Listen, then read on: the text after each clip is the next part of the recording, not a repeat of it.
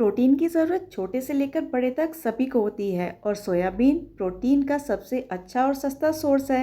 इसी के साथ इसमें फाइबर भी भरपूर मात्रा में होता है। तो ये आज की रेसिपी बिल्कुल ही ज़्यादा प्रोटीन से भरी है। बनाने में तो आसान है ही और खाने में भी बहुत टेस्टी है। तो यहाँ पे मैंने 1 कटोरी सोया चंक्स को पहले ही गर्म पानी में भिगो दिया था। आप यहाँ देख सकते हैं सोया चंक्स बहुत ही नरम हो गए हैं। अब इस तरह इसको निचोड़कर इसका पानी हम अलग कर देंगे और सोया चंक्स को ले लेंगे एक दूसरे बर्तन में। आज की इस रेसिपी को आप प्रोटीन बॉम्ब भी कह सकते हैं। अब इन सोया चंक्स को डालेंगे एक जार में। आप चाहें तो मेरी तरह इस तरीके का जार ले सकते हैं या फिर मिक्सर का भी।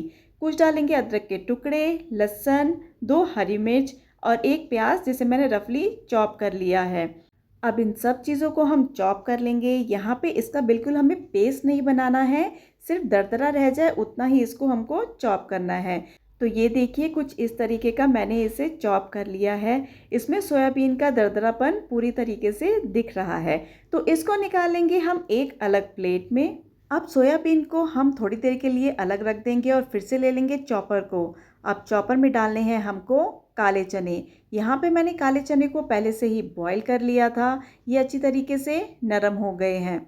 चनों में भी प्रोटीन और फाइबर बहुत ही ज़्यादा मात्रा में होता है और ओवरऑल हेल्थ के लिए भी बहुत अच्छे होते हैं और बच्चों की ग्रोथ के लिए तो बहुत अच्छे रहते ही हैं। तो यहाँ पे मैंने 1.5 कटोरी चनों को चॉपर में डाल दिया है और उन्हें इस तरीके से दरदरा मैंने पीस लिया है।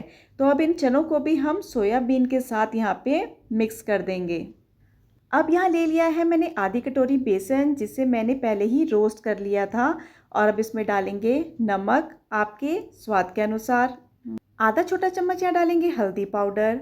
आधा चम्मच डालेंगे यहाँ पे मिर्च का पाउडर। अगर आप ज़्यादा तीखा खाना चाहें तो ज़्यादा डाल सकते हैं। आधा चम्मच जीरे का पाउडर। आधा चम्मच डालेंगे यहाँ पे चाट मसाले का पाउडर और अब आधा चम्मच ही डालेंगे इसमें गरम मसाले का पाउडर।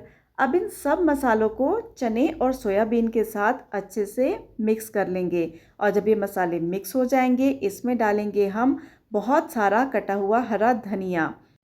इसमें आपको बिल्कुल भी पानी मिलाने की ज़रूरत नहीं है। तो अब अपने हाथों से अच्छे से मसलते हुए इसका एक हम डो तैयार कर लेंगे। बहुत ही आराम से इसका एक डो तैयार हो जाएगा। अब आप इसे चाहे बच्चों के टिफ़िन में दें, सुबह के ब्रेकफास्ट में बनाएं या फिर शाम के नाश्ते में, सभी को ये बहुत पसंद आएगी। तो यहाँ पे इस तरीके से मैंने थोड़ा सा अमाउंट यहाँ पे ले लिया है इस मिक्सचर का और इसको हल्के हाथ से दबाते हुए मैंने एक टिक्की की शेप दे दी है। बहुत ही आराम से ये टिक्कियाँ बन जाती हैं। तो यहाँ पे मैंने कुछ टिक्कियाँ बना के रख ली हैं। अब आप चाहें तो इन्हें डीप फ्राई कर सकते हैं या फिर मेरी तरह इस तरह पैन पे आप इन्हें फ्राई कर सकते हैं।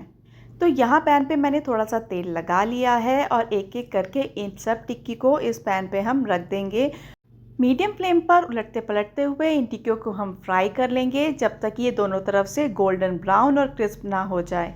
और जो लोग वेट लॉस कर रहे हैं वो इन्हें डीप फ्राई ना करके इसी तरह शैलो फ्राई करके खाए तो ये वेट लॉस में भी बहुत ही काम आने वाली रेसिपी है। अगर आपको इस रेसिपी में कुछ भी थोड़ा सा पसंद आया हो तो उसके लिए लाइक ज़रूर कीजिएगा और कमेंट बॉक्स में लिखकर ज़रूर बताइएगा कि आपने ये रेसिपी ट्राई करी तो आपको ये रेसिपी कैसी लगी।